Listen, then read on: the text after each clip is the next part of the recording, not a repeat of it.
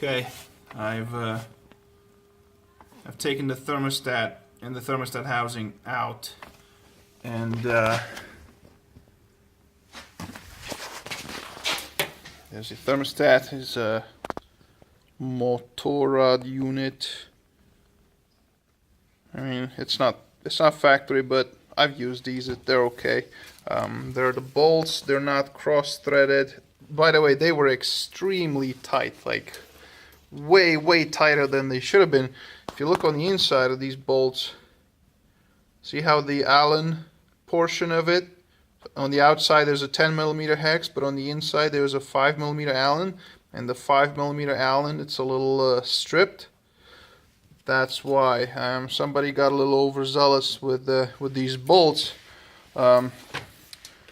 So my guess is when they over tighten these bolts, they warp this plastic housing. You know, it doesn't take much. You're supposed to do something like 7 foot-pounds of torque. Those things had way more, maybe close to 40, if not more. So that's one. Two, there's the seal, and there's a bunch of this goo. I don't know if it's silicone or RTV or whatnot. You're not supposed to use any of that stuff. My guess is he put it on, cranked on those bolts, deformed this housing, leaked, and then he took it back off and then put the seal with a bunch of this looks like glue. It's not even RTV. It's like, look at that. This is the stuff you put to seal a tire. What? I thought I've seen them all, but I guess I haven't. Look at that. This is glue. This isn't sealant. Wow. Okay. So,